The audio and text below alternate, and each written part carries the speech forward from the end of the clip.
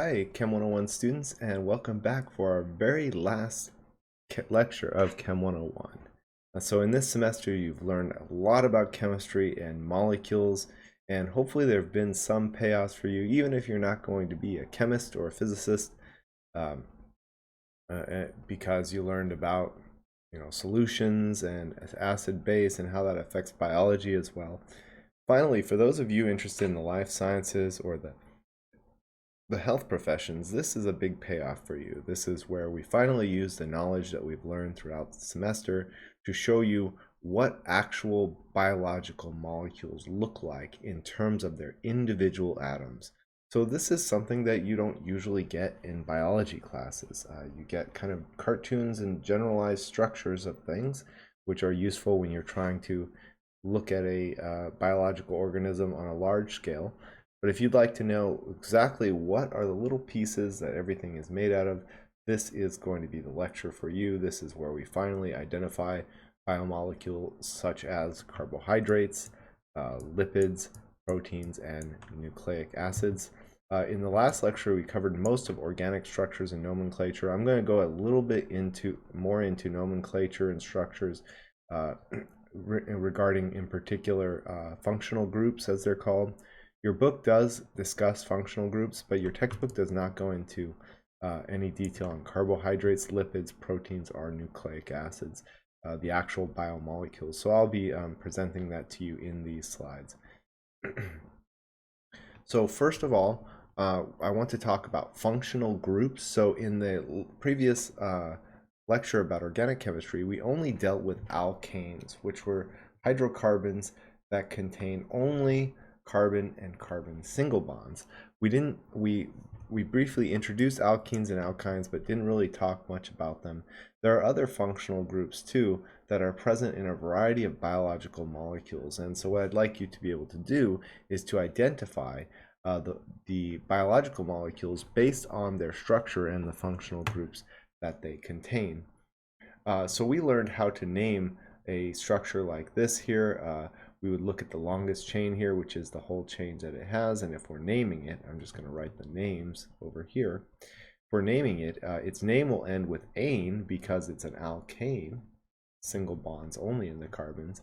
And because there are 2 carbons in the longest chain, the prefix there will be eth. This will be called ethane, this molecule. So these are just examples. So what I'm giving you here is the actual functional group and specific examples. So in terms of alkene, what defines an alkene as a functional group, as a part of a molecule, is the presence of a carbon-carbon double bond. And so in the naming of these, the naming of alkenes is going to end with, as you might expect, ene, and then it will have a prefix indicating how many carbons are in the longest chain. This longest chain only has 2 carbons, so the molecules you see here would be called ethene in this example. So here, notice the difference. Ane, all single bonds, ene with a carbon-carbon double bond in it. This molecule here, or this functional group here, involves a carbon-carbon triple bond. When a carbon-carbon triple bond is present, we call that the alkyne functional group. And so this molecule here has 2 carbons triple bond to each other, each bonded to a hydrogen. So this molecule has an ending of "ine" for the name because it has a carbon-carbon triple bond, and its longest chain contains 2 carbons, its longest carbon chain. So this would be called ethyne. It's often also called acetylene, and ethene is often called ethylene as well. Those are common names. So these are the systematic names. Aromatic functional groups involve a ring of carbon atoms where we have alternating double bonds and single bonds and double bonds and single bonds. Aromatic groups are very commonly seen in organic structures, such as your own biological molecules. This has a very special name to it. This molecule in particular is called benzene. Now, we're not going to go into any more complicated aromatics, but this aromatic here is called benzene. This is often called a benzene ring, and it has a very unique condensed structural formula where you make a hexagon and then you put a circle in it. This is indicating that, in fact, the electrons in these double and single bonds are delocalized, can actually travel around. And so the name aromatic doesn't come from smell, it comes from indicating the delocalization of the electrons here. And so we can see here, as we saw, the prefix, the suffix here was "ane," it was "ene" for this one, it was "ine" for this one. There's no real suffix for aromatic compounds. We just say that it contains a benzene ring. Each of these aromatics tends to have their own little name. For alcohols, the ending has "all" or "anol," and so here we have and the functional group. You'll recognize the functional group because it's this part right here. When you have a part of a molecule that has a carbon attached to an oxygen, which is also attached to a hydrogen, that group of atoms in the molecule is called the alcohol functional group. And so this molecule contains an alcohol functional group. It's the blue part right here. And it has a chain of 2 carbon atoms in it. And so the name here is going to end with anol. All for the alcohol. And an is like ane. It's indicating only single bonds for the carbons here. Then we're going to put a prefix that indicates how many carbons. This one has 2 carbons, so the prefix here will be eth. Eth for 2 carbons, ethanol. And this is the structure of drinking alcohol here. By the way, what I'm doing here is exactly what's in your lab assignment this week, so you can use this to directly fill in your lab assignment for this week, what I'm talking about now. Another type of functional group is called ether here. It's similar to an alcohol, but instead of having carbon bonded to oxygen bonded to hydrogen, it has carbon bonded to oxygen bonded to another carbon. And so these ethers have their own kind of naming structure here. What happens is that these are basically, this group is called a blank oxy group, and then this is named as a branch, so like YL. So in this case, it would be, since this oxy group has only 1 carbon in it, we would call it, and I'm going to write the name down here.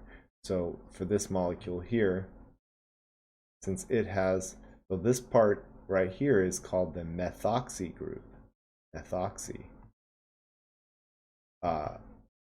Meth because it has 1 carbon atom, and oxy because of the oxygen atom attached. And then this is the rest of the name. We call that methane, methoxymethane. Meth because there's only 1 carbon in each of these parts. Whoops, and so I should have said not YL but ane here. Sorry about that. So this is called methoxymethane. Often people call it dimethyl ether. Ether being the oxygen between 2 carbons, and there's methyl groups attached to each side. But the technical systematic name would be methoxy for this part, and then methane for this part. So no real ending there. It's got a kind of 2-part name for ethers. The next functional groups here, if you have a nitrogen atom attached to 3 other things and nothing else, these could be hydrogens or carbons, we call that group an amine. And so here we have a molecule that contains an amine group. The amine group is in blue, and then there's a carbon part attached, and here's the condensed structure for that. Just noting the condensed structure here, you'll see that for alcohols in the condensed structure, they just write -OH. And for an amine, they just write -NH2 here to indicate the amine. And so the endings here are, the ending will be amine, or if it's all single bonds, it's anamine, an indicating all single bonds for the carbon, and then amine, anamine. So here, this would be called meth because there's 1 carbon in this, and then it would end with anamine, methanamine. Or this is what they called in Breaking Bad, they called it methylamine, this being the methyl group and this being the amine part. But the systematic name is methanamine. Then the functional group here is called an aldehyde. An aldehyde has a carbon double bonded to an oxygen and also bonded to a carbon. So this example molecule here has an aldehyde. It's right here. It also has the rest, this hydrocarbon part with one carbon. And so the shorthand for this would be like this. Here's the condensed structure, COOH here. Often this part is often called right here. Yeah, this part is often called CHO here. Sometimes it's also called CHO. The CHO is indicating an aldehyde. So sometimes you'll see CH3, CHO like that as well. But to name this, the aldehydes will end with al, or unfortunately an-al, an indicating single bonds, al meaning aldehyde. And so this contains two carbons, one here, one here. So its prefix would be eth, and then it would end with anal, ethanal, for the aldehyde. Now ketones are like aldehydes, but instead of having a carbon double bonded to oxygen with a hydrogen on the side, it's attached to carbons on both sides here. So this would be a carbon over here and a hydrogen on one side. Here it's a carbon on both sides. And so this is the smallest possible aldehyde, or ketone rather, you could have. Ketones end with -one, or in the case of a ketone with all single bonds, it's -anone. And so here, this one contains 3 carbons, 1, 2, 3. So its prefix would be prop. That's the prefix for 3 carbons. And then since it's a ketone, it will end with anone, propanone. This is sometimes also called 2-propanone because it's indicating that the double bond of oxygen is on the second carbon. But because that's the only place it could be in this small molecule, it's just called propanone. Another functional group is carboxylic acid. So carboxylic acid is kind of like aldehyde, but instead of having carbon bonded directly to hydrogen, it's double bonded to oxygen and then bonded to oxygen, bonded to hydrogen. So this is the carboxylic acid functional group as a part of a larger molecule with the methyl group over here. And these carboxylic acid groups end with anoic acid. So here, this is a carboxylic acid here. We can see it has carbon double bonded to oxygen, which is also bonded to oxygen, also bonded to hydrogen. And it has 2 carbons in it. So since it has 2 carbons, we'd say eth, and then it would end with anoic acid, ethanoic acid. This is often commonly called acetic acid or vinegar. That's the same thing. An ester is like a carboxylic acid, except instead of having carbon bonded to oxygen bonded to hydrogen here, it's bonded to, the oxygen is bonded to another carbon. So that's the big difference there between an ester and a carboxylic acid. And so esters also have a kind of strange type of nomenclature. So for this part here, this part with the carbon double bond oxygen bonded to carbon, this has a name of O8 on the end. And then this combined with this being a branch, this has a name that ends with YL because it's a branch.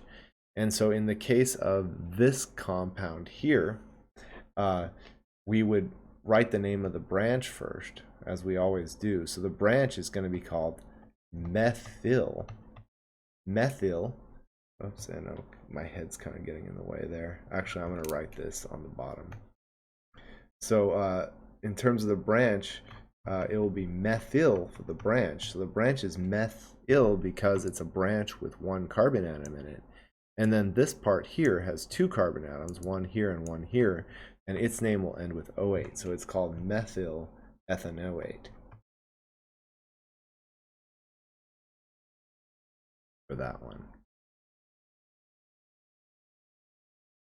And then finally, for amide here, amide is kind of like an amine, except instead of being just an amine, There's also attached to the nitrogen a carbon that's double bonded to oxygen.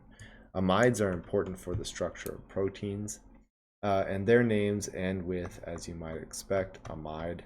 And so here, or anamide, has two carbons. So like this one is called methanamine, this one's going to be called eth instead of meth, eth for two carbons. And then anamide, ethanamide. Now you don't need to remember how to name all of these functional groups. I included this because it's a part of your lab exercise, and also it's useful to kind of know, like, so you can kind of pick out from a name what functional group is involved in the molecule, because you'll see these things. You'll see something like, if you go look at your shampoo, you're probably going to see some octanol, for example, octanol, or decanol or something. These are common ingredients in shampoos. So one cool thing about knowing these endings for these names is that you can go and look at your cosmetics or shower bottles or all these things that you buy, and when you look at the names, you'll recognize some of them based on the endings of the names, and also the prefixes, which tell you how many carbon atoms. But the reason why I introduced to you functional groups is because we're going to use the identification of these functional groups to pick out the differences between various biological molecules, and that's the main point of showing you the functional groups. If you take organic chemistry later, you'll learn about all the naming with all the functional groups, but here is just a very brief introduction to that. Now that we're dealing with very, very big molecules, we're going to also want an easier way to write them down. So we learned in the organic chemistry part about expanded Lewis structures and condensed structures. In fact, for very large molecules like biomolecules, there's an even more compact way to write their structures. So like Lewis structures, lines will be drawn between atoms to show covalent bonds, like this. However, notice no letters have been written here. So carbon and hydrogen are not written in bond line structures. What is represented here is that at each of the angles of the zigzags, there's a carbon atom, and also at the end of each of these lines as well. And so here, for example, we have a carbon. Here we have a carbon. Here we have a carbon. Here we have a carbon. Here we have a carbon. Here we have a carbon. But they are not. They're not written. They're only indicated as the end of the line or a zigzag on the line. Then the hydrogens are written at all. It's expected that you understand that since this carbon is only bonded to one other carbon, then it has 3 hydrogens attached to give it 4 bonds. And since this carbon is bonded to 2 other carbons, it needs 2 more bonds, so it should have 2 hydrogens. And the same for this one, and the same for this one, and the same for this one, and the same for this one. So what you have here is what this line structure would look like if it were a condensed structure. But to make a line structure, what we've done is we make each of the carbons either an endpoint of a line or a zigzag, and we fill in the hydrogens based on the fact that we know carbon has to make 4 bonds. So what is the bond angle for the sp3 hybridized carbon? So I probably shouldn't say sp3 hybridized, but what is the bond angle for each of these carbon atoms? Well, each carbon is making 4 bonds with no lone pairs, so each bond angle here would be 109.5, and that's why it's written in this zigzaggy way. The carbon atoms aren't labeled, but the carbon atom is assumed to be located at every corner or endpoint of the zigzag. So let me show you here an example of why having bond line structures is so useful. Now, if you go on Wikipedia and you look for a structure of something, you're probably going to find a structure that looks like this, not one that looks like this. And it's because this is so much easier to read and to look at. Let's see how these are actually the same thing. Note that at every intersection point here, there's a carbon, carbon, carbon, carbon, carbon, carbon. And we've got an aromatic group here. And then here, we have oxygen bonded to hydrogen. So that's indicated just by just OH. Notice that we don't include the hydrogens that are bonded to the carbons. Like right here, this carbon has one hydrogen attached, but it's not written. We don't write the hydrogens that are attached to the carbon because it's assumed that you know that if a carbon is making less than 4 bonds, then the remaining bonds must be bonds to hydrogen. But if we have a hydrogen attached to an oxygen, we do put it. Or right here, we have a carbon, and then we have an intersection here to another carbon, and that one is making 3 bonds, so it has a hydrogen, which is shown here. And then it's bonded to a nitrogen, which itself is bonded to 2 hydrogens. Notice the hydrogens that are bonded to the nitrogens are written.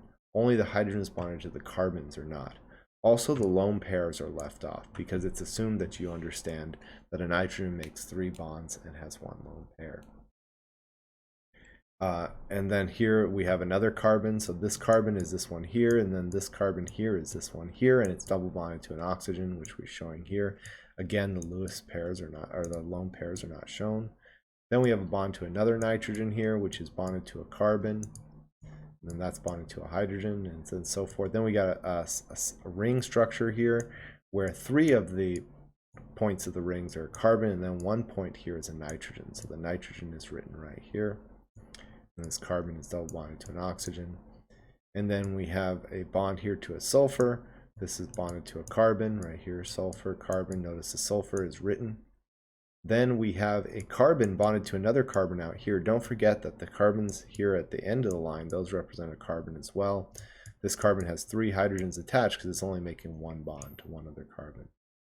And then finally, we've got a carboxylic acid group here. This carbon is attached to this carbon, which is double bonded to oxygen, and also bonded to oxygen, which is bonded to hydrogen. And so based on these line structures, what we're going to want to do in organic compounds is identify all the different functional groups that are on them. So for example, right here, this is a carbon bonded to an oxygen, which is bonded to a hydrogen. This is an alcohol functional group. This right here is a carbon double bonded to an oxygen, single bonded to or carbon double bonded to another carbon, single bonded to another carbon, all around in a ring. This functional group was called an aromatic right here. Then here we have a nitrogen bonded to a carbon. This is called amine. This is an amine. This one is also this one actually it looks like an amine. The amides are really tricky. You have to pay close attention. I already almost made the same mistake there. We have what looks like another amine. However, in the neighboring carbon here, which is attached to the nitrogen, it is also double bonded to an oxygen. So this functional group here is an amide. Okay. Also, an amide is right here. This is an amide. Nitrogen, which is bonded to a carbon, which is double bonded to an oxygen. Amide. Now, sulfur, they had this is another type of functional group called a thioether, but that's a kind of more unusual functional group, so I didn't discuss that one. What we have right here is a carbon which is bonded to a carbon, double bonded to an oxygen, which is also bonded to an OH, and this functional group is called a carboxylic acid.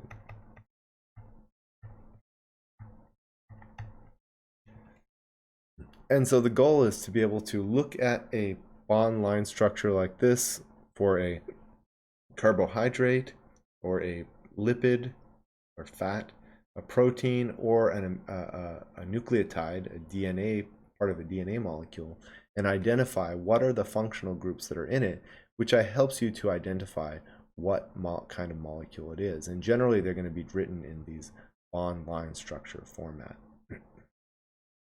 So now let's talk about the 4 main classes of biomolecules.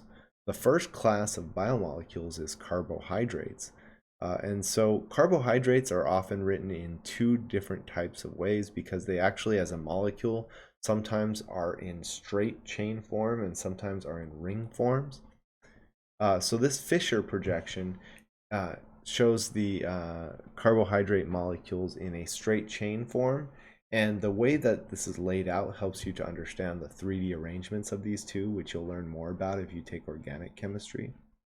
One thing you're going to notice about carbohydrates is they are polyhydroxy, meaning they have a lot of alcohol groups. So this is an alcohol group. This is an alcohol group, alcohol group, alcohol group, and another alcohol group. So carbohydrates have lots of alcohol groups. They've also got ketones or aldehydes. So this is the ketone part. And then, of course, we've got more alcohols here. Alcohol, alcohol, alcohol. This is the aldehyde part. So the ketone part is right here.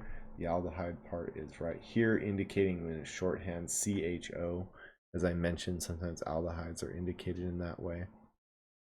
And so you'll recognize carbohydrates because they have, mainly because they have so many alcohol groups, which they call polyhydroxy. Now, generally what you're going to see is carbohydrates drawn in a ring structure. So here is the ring structure of glucose or blood sugar. Again, the easiest way to tell that you have a carbohydrate is to look and see all of the alcohol groups. Alcohol, alcohol, alcohol, alcohol. These are all alcohol groups. So a carbohydrate is going to have a ton of alcohol groups on it. And then it will, if it's in a ring form like this, it will also have an ether group. So the way you'll recognize a carbohydrate is it's going to be in a ring. If it's not in this straight line form, it will be in a ring. And the one I'm going to give you on the exam will be in a ring like this. And it has many alcohol groups and an ether group. Ether, carbon bonded to oxygen bonded to carbon. That's an ether group. And so you'll recognize carbohydrates because they have rings and they have a lot of alcohol groups and an ether group. Now, carbohydrates sometimes come in a single ring like this. Blood sugar is like that. Anything that's called sugar generally is one ring, or sometimes two rings connected together. So when we have one ring in the carbohydrate, we call it a monosaccharide. Mono meaning one, saccharide meaning sugar. And then if we, some sugars are two of these rings connected together, but you'll still be able to recognize them because they'll be in a ring form, but there'll be two rings linked. And this one is sucrose. It's linked by this ether bond here. So notice we've got, again, we've got ether here. Here we got another ether, carbon bonded to oxygen bonded to carbon. Here we have another ether, carbon bonded to oxygen bonded to carbon. These are ether groups. And we also have lots and lots of alcohol groups. There's one right here, there's one right here, there's one right here, here. Yeah, I forgot this one here too, but there's one up here. Here, carbon bonded to oxygen bonded to hydrogen. These are alcohol groups. So again, you'll recognize a carbohydrate class molecule because it will have alcohol groups and ethers. It will generally come in a ring form. I will also ask you to differentiate between monosaccharides and disaccharides. Monosaccharides are in one ring. Disaccharides are two rings linked together.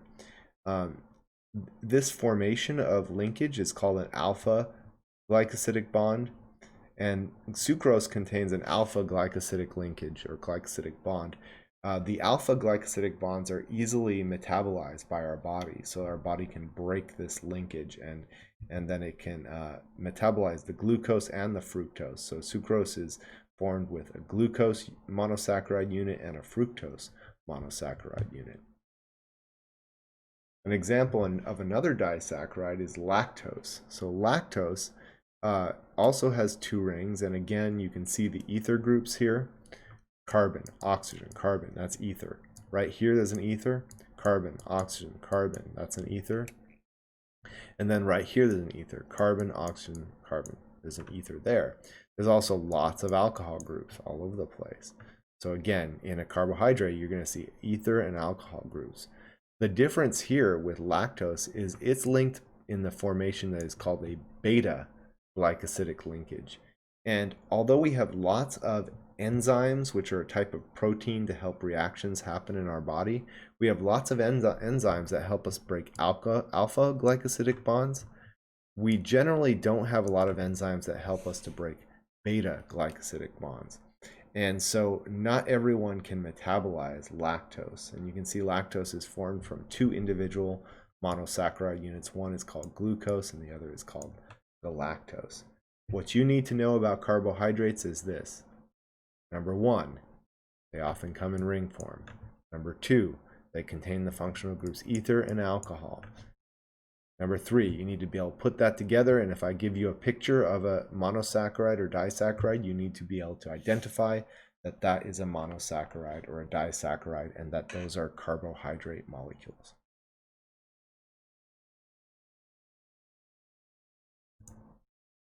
The next class of biomolecules are lipids.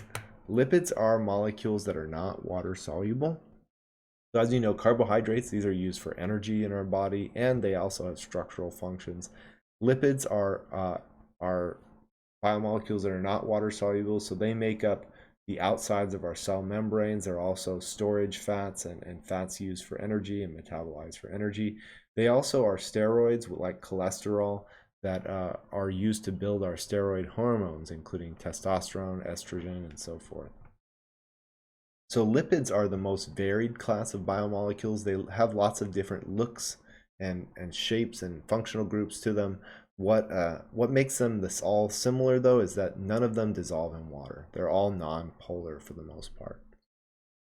So one of these types of lipids is the saturated fatty acid. So the way you'll recognize a fatty acid is that it's going to have a long alkane chain.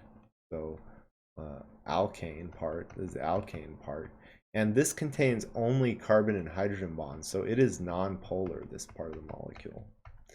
And then it's also going to contain this functional group here, carbon double bonded to oxygen and also bonded to oxygen, which is bonded to hydrogen.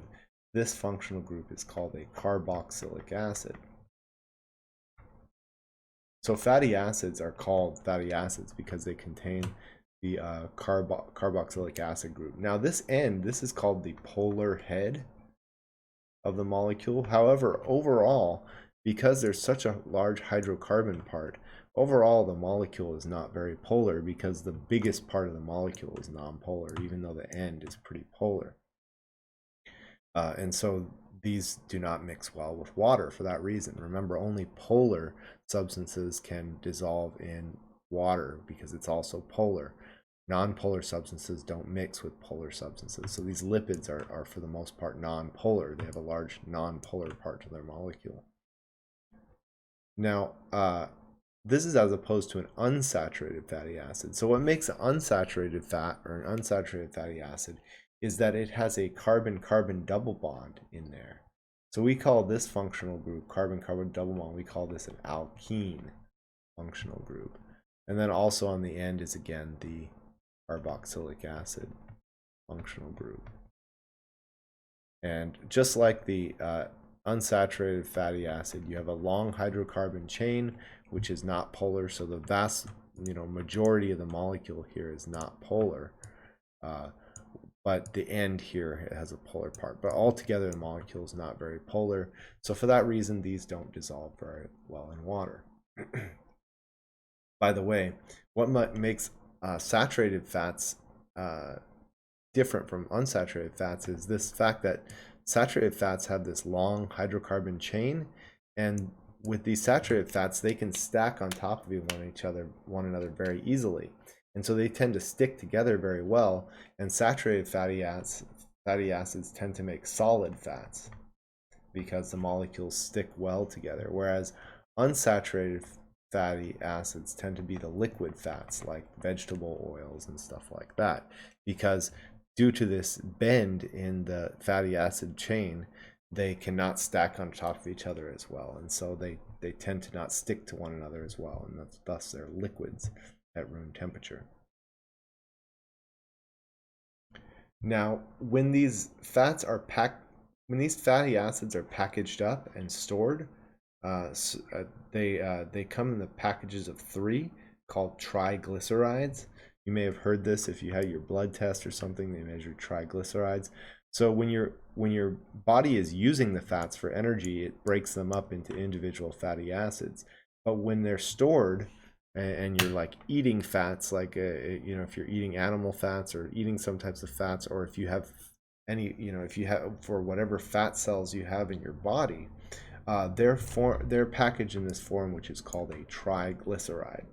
And the triglyceride can have different types of fatty acids attached to it. And so the key features of a triglyceride is it will have 3 fatty acid chains like this, and each of those fatty acid chains will have a group with a carbon double bonded to oxygen, which is also bonded to another oxygen, which is bonded to another carbon. These kinds of functional groups are called esters. And if they have unsaturated fatty acids, they may also have alkene functional groups. And then what you can see here is the omega end labeled on this fatty acid. You may have heard of nutritional fatty acids called omega-3 or omega-6. These fatty acids are unsaturated fatty acids that have a double bond. And whether they're called omega-3 or omega-6 depends on where from the end of the chain is the first double bond. So this double bond is on the 1, 2, 3, third carbon from the end of the chain. So this would happen to be an omega-3 fatty acid. And so that's all the rage. Now we're understanding the importance of fats to diets, particularly unsaturated fats. And so this triglyceride happens to contain an omega-3 fatty acid. But what I'll expect you to do is to be able to identify a saturated versus an unsaturated fatty acid versus a triglyceride, and to label the functional groups as I've done here. Finally, the last type of molecule in the lipid class is the steroid. Cholesterol is a steroid, and many steroid hormones are steroids. They're also involved in signaling molecules like pain signaling and so forth, and the formation of those. So this is the molecule cholesterol here. It is a type of steroid. The way you're going to identify a steroid is based on its unique ring structure. So all steroids have this ring structure here. They have 6 carbons attached to another 6 carbons here, which is attached to a ring with another 6 carbons, which is attached to a 5 carbon ring. So the way you recognize a steroid is based on this pattern right here. This is the steroid ring formation.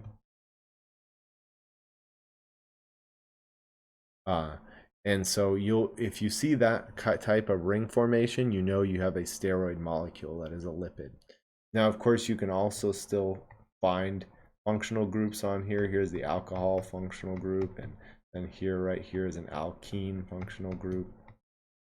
And what will make one steroid different from another is that all steroids will have this ring form, but they will have differing functional groups. That's what makes one steroid different from another. So when you see this steroid ring group formation, that's what tells you that you have a steroid here. And then what differs between one steroid and another is just what functional groups are attached here, here, here, and maybe other places as well.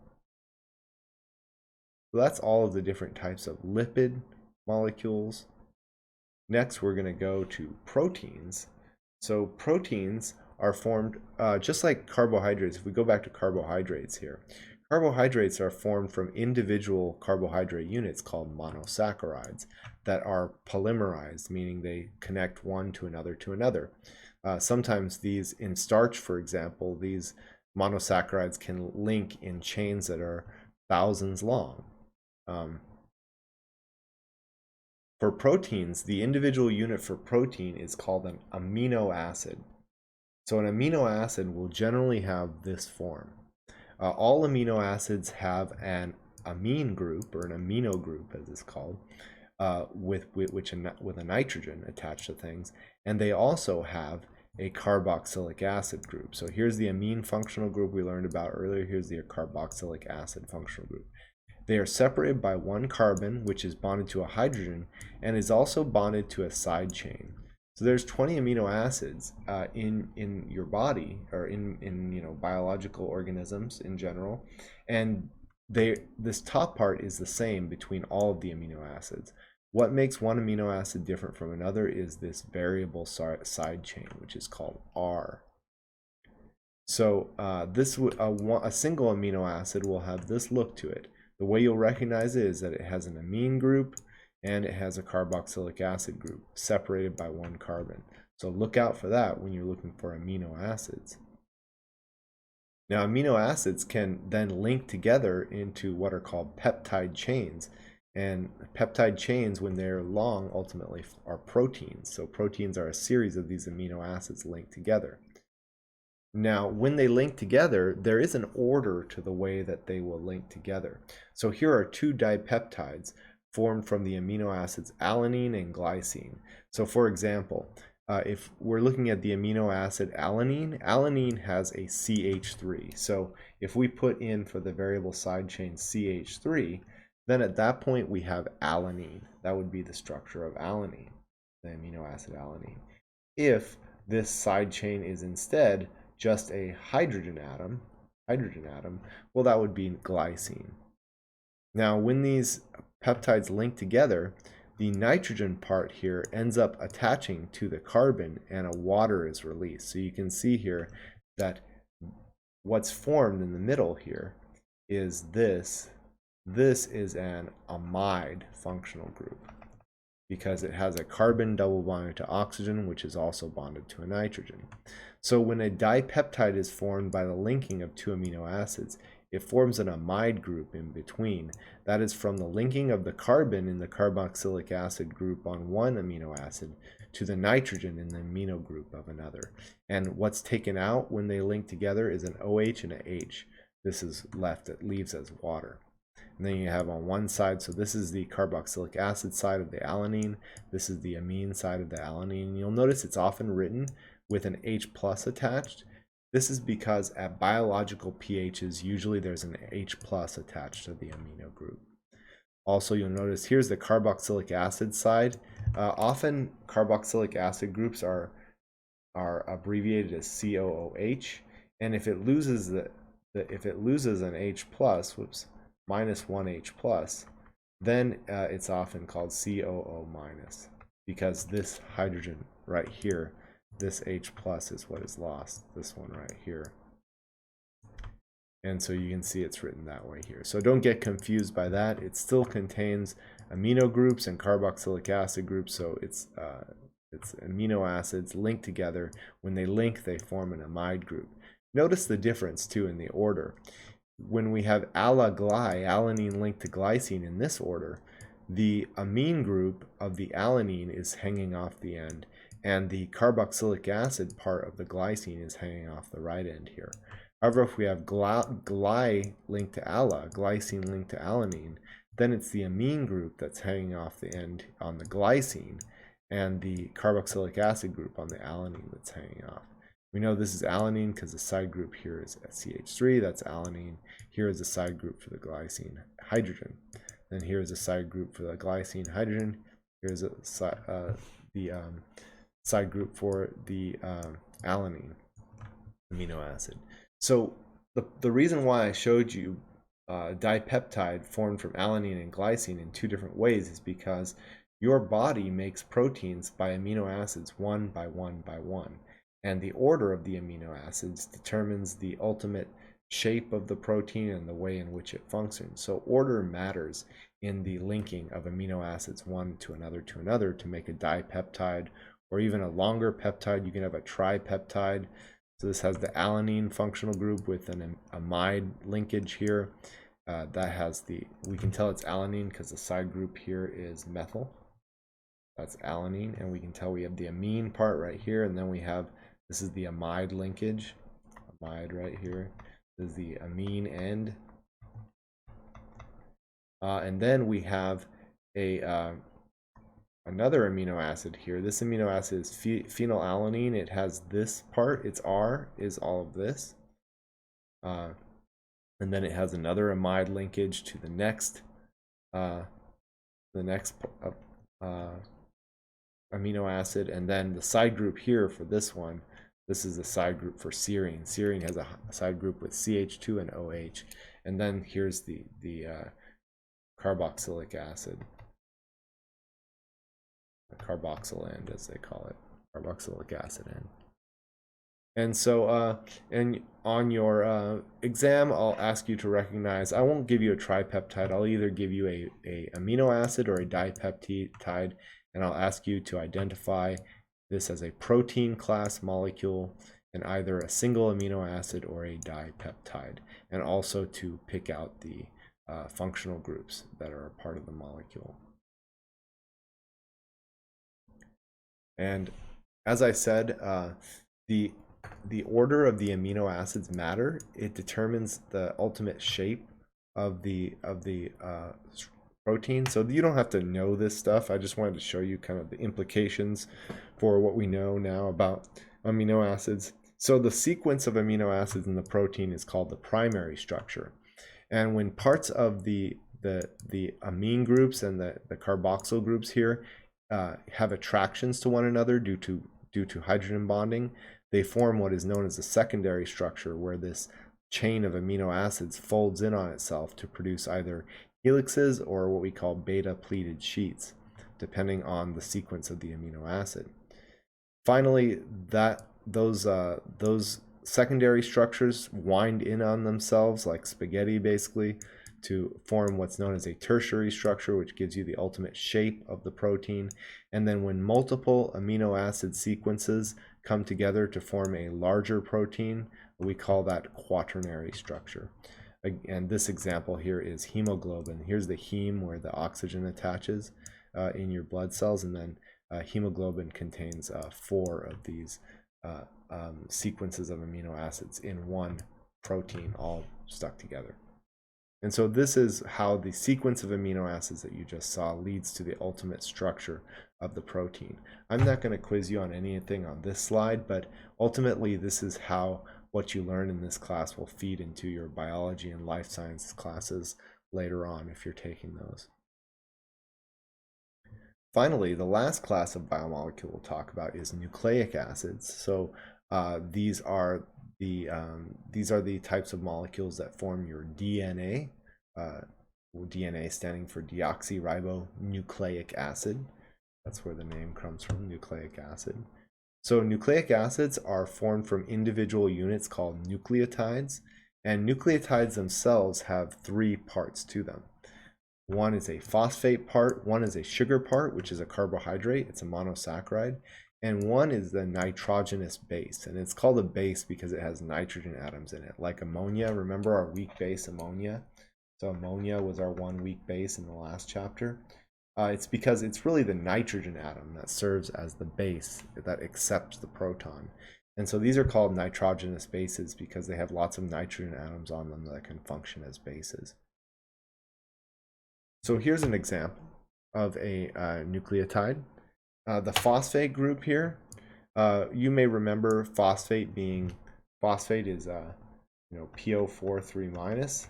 That's phosphate. Well, here we have PO4, and notice phosphorus is making 5 bonds here. That is actually something phosphorus can do. It can exceed the octet rule. This is the only situation in biochemistry really that's common where the octet rule is exceeded. That's why I didn't go a lot into exceeding the octet rule when we talked about molecules, but it can happen, like here for phosphorus.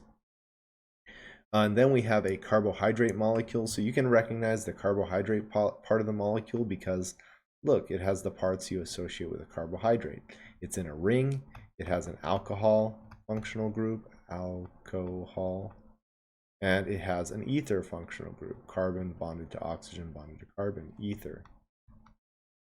And so you can recognize that this is a sugar or a monosaccharide that comes as a part of the nucleotide.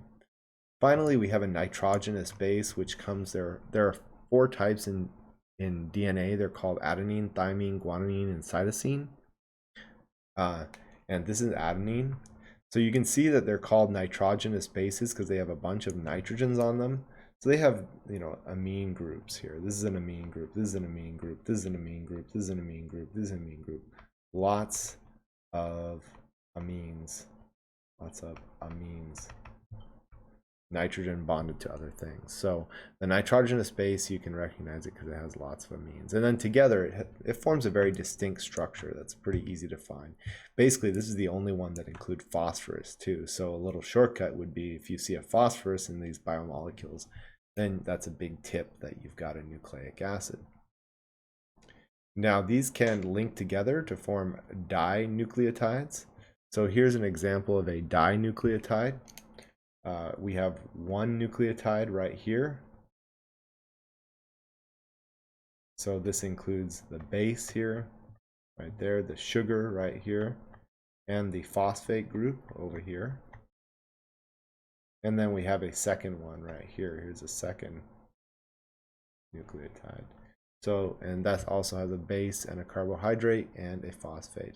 And so nucleotides link in this way, where the phosphate groups links to one of the sugars, which is linked to the base, and then that phosphate also links to the next sugar, which has its own phosphate and its own nitrogenous base.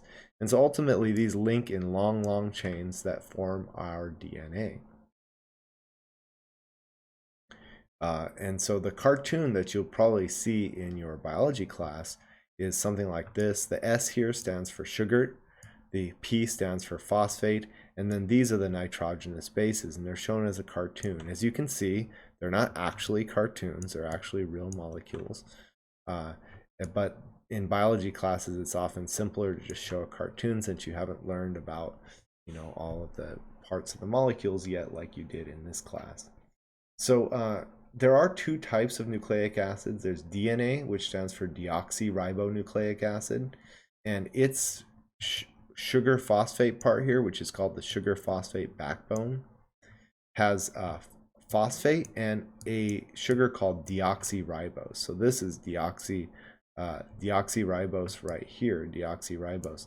This one here is ribose. The difference is the deoxyribose has no oxygen here, and the ribose does. And so if you have DNA, it has deoxyribose as the sugar in the sugar phosphate backbone. If you have RNA, it has ribose in the sugar phosphate backbone. But otherwise, they're mostly the same. The other thing that's different for RNA is instead of having it has a different base. It has uracil instead of cytosine, or instead of thymine. Sorry. And so here now is the primary nucleic acid structure in molecules. So this is a lot more useful. So you can see that there are 4 nucleic acids here. This one is adenine because of the base here. This is cytosine because of this base. Notice the sugar and the phosphates are all the same. This nucleotide is guanine because of this base here, and this is thiamine, this base here. And you can see they all have different structures, but they all contain nitrogen. That's why they call them nitrogenous bases. So the primary structure of DNA or RNA is the sequence of the nucleotides on the sugar phosphate backbone. The primary structure is due to the different bases here: thymine, guanine, cytosine, adenine. And just like with proteins, there are different ends to this. So whereas in the dipeptides and the tripeptides we saw, there was an amine end and a carboxylic acid end. For nucleic acid, there's an end that has the sugar on it, which is called the 3' end, and there's an end that has the phosphate on it, that's called the 5' end. And so there is a order to this nucleic acid structure. There has to be, because it forms the programming essentially that tells your body what proteins to make, and those proteins that are made are what you are and what make you up. The 5' end has the free phosphate group, 3' end has the OH group. And the sequence, so when the mechanisms in your body read the DNA to produce proteins, they read it from the 5' end to the 3' end and produce proteins in that fashion. If you take more biochemistry like Chem 104 or some biology classes, you'll learn more about that. But that is the end of our discussion on biochemistry. Again, all I'm going to ask you to do is to look at structures like the ones you've seen here, like these guys, like these nucleotides, or like these amino acids or dipeptides, or any one of these three types of lipids, or a carbohydrate, monosaccharide, or disaccharide. I'll ask you to identify the class of biomolecule, the specific name of that type of molecule, monosaccharide or disaccharide if it's a carbohydrate. If it's a lipid, it will be saturated, unsaturated fatty acid, triglyceride, or steroid, and so forth. And then I will also ask you to circle and label the functional groups, or to identify the functional groups present in the molecule. So just like we did here, that's what I will ask you to do. And the question you have on this will be just like what's on the homework, and that will be the same type of question you see on the final. And so that's it. That's all for biochemistry, and that's it for the class. Now you've finally learned enough to know and identify biological molecules from their individual atoms. And hopefully you know a lot more about the natural world now and what everything is made up of. Thank you for joining me in this last lecture and in this class. I want to wish you all good luck on the final, and I will see you guys in office hours, hopefully. Have a good one. Bye-bye.